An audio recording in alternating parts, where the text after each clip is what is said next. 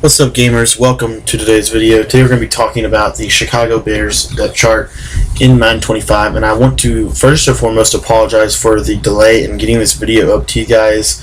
I've been pretty sick this weekend, and I've been fighting through it. I got almost all my videos up, but I ended up missing the live stream, and I ended up missing this morning's video, so I want to apologize to you guys for that.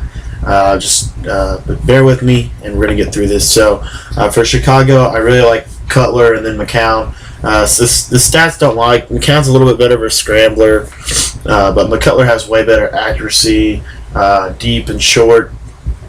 I like his throw power a lot.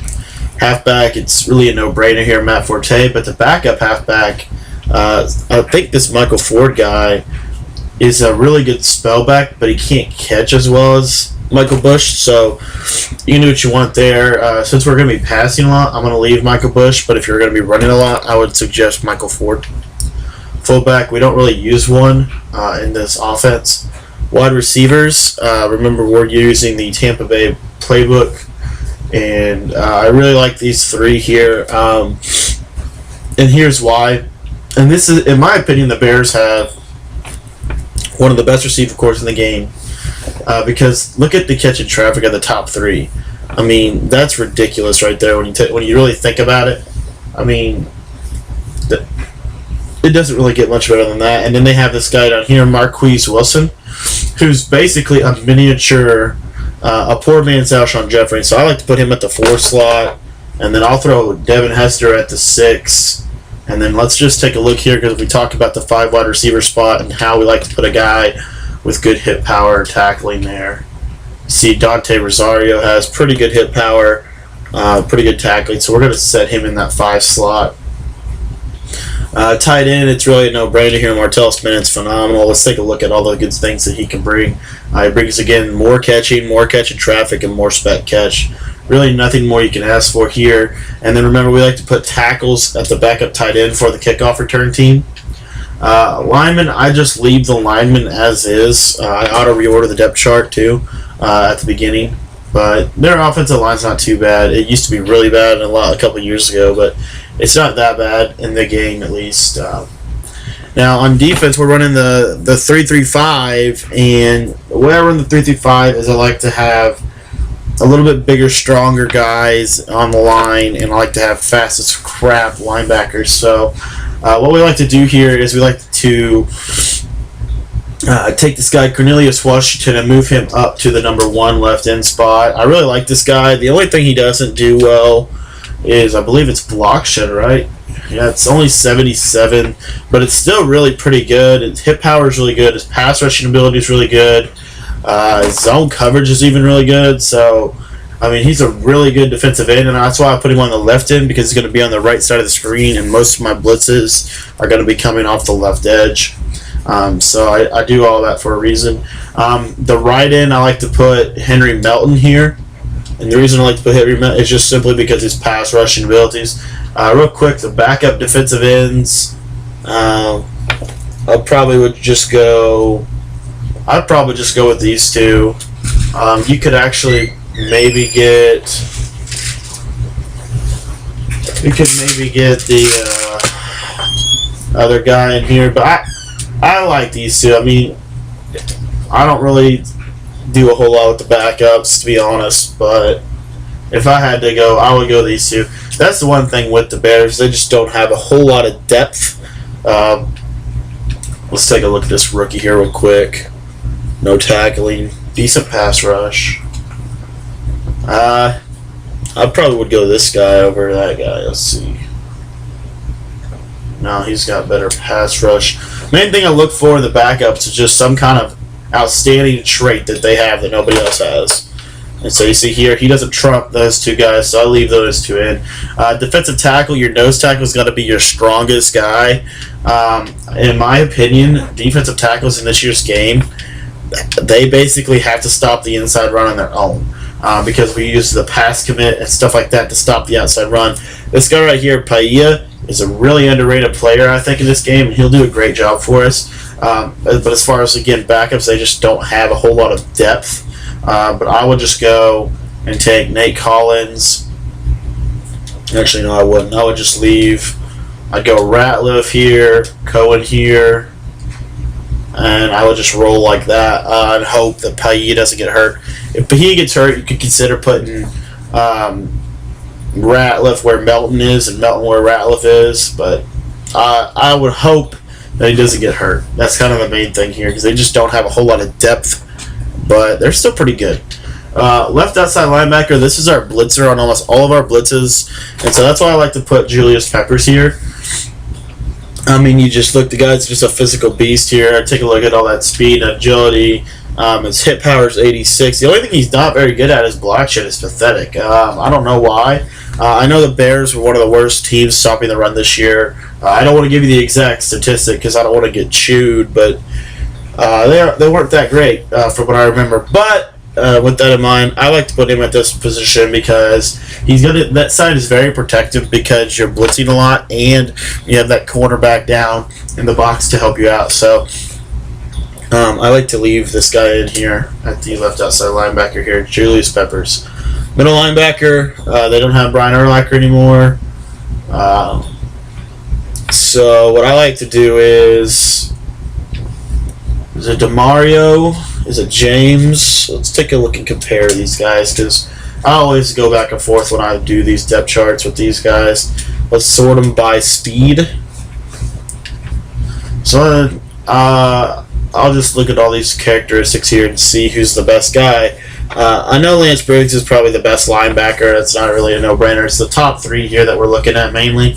Oh, look at this guy here, 82 tackling.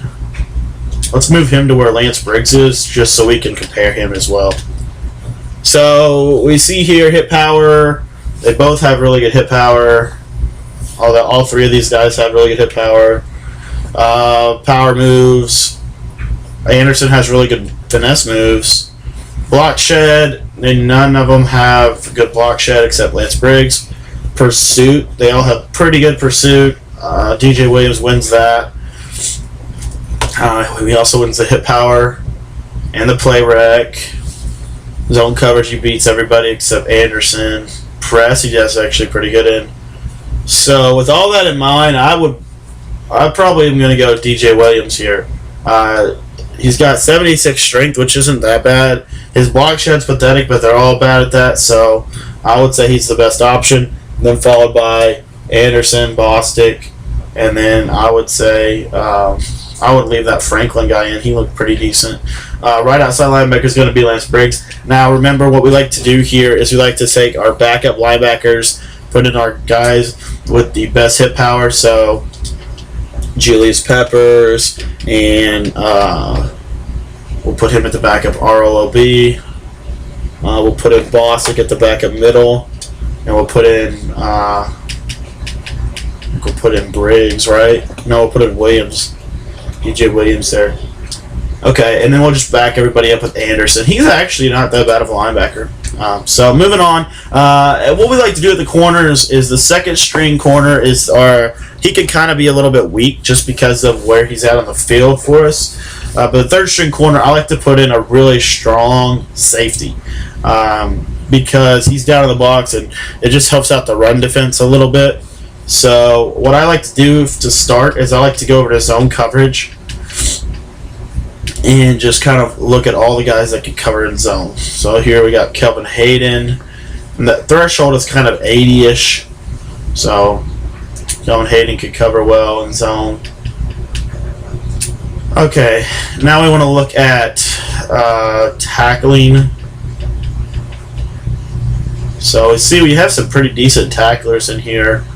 Let's take a look down here at these safeties. Got two really good ones. Major Wright is probably going to be that. Let's see, which one of these three is really good? This guy, Craig Stelt, has terrible coverage. Wow. If only he had a little higher coverage, I'd play him in a minute. So it looks like, wow, this guy's pretty good though for what we're going to ask him to do. I mean, he's blitzing almost every play. I really want to play him because we win the 2-man under. He's not in the coverage, so we're blitzing him. But when we run the 1-5-5, I guess he would be in coverage. Alright, so with all that in mind, I'll probably just put in, really want to put in Tillman there. But that would leave me weak and vulnerable everywhere else. Let's see. Probably gonna leave. That would be really good though, because you could have the coverage of Tillman and you still have that block shed ability, and you could put those two bigger guys on the outside. These two guys right here, they could tackle really well. That's what we'll do. The only thing I don't like is that Hayden can't cover in man. So actually, let's just leave Hayden in the slot because he'll still be fine. The only thing that actually no. What we'll do is this: we'll take Hayden. We'll put him at the free safety. Okay, so they already did that for us. Then we got Major right there, and then we'll throw the other guy down here. So let's find him. I think it's Walters. So he's got 66 tackle, 62 block. So that's pretty comparable to everybody else. 57 man. I don't really like that at all, but we'll have to deal with that. So we'll put Walters there at the 3 slot. And let's just check here. So that's what we'll do. And then, just like we talked about earlier, or a couple videos back, just at the safeties, I like to go, the second string safety has your hardest hit power guys. So Major Wright and Craig Steltz. And then I just leave Hayden at the free safety, Major Wright at the strong, kicker, just go with the best overall guy. Devin Hester here, the best returner in the game in my opinion. I think he's even better than some of the other guys, but that's what I think. So we'll just go like that, and that's our Chicago Bears depth chart, guys. Thanks for watching. If this video was beneficial to you, just let me know in the comments. Let me know what you thought of it, and let me know if you have any discrepancies in how you would set up the Bears for the nickel 3-3-5 and the Tampa Bay playbook. Thanks for your time, guys. I will have all the videos up today. It will just be a little bit later than normal, so bear with me, but all the videos will be up today, and thank you so much for your patience, and I'll talk to you guys later.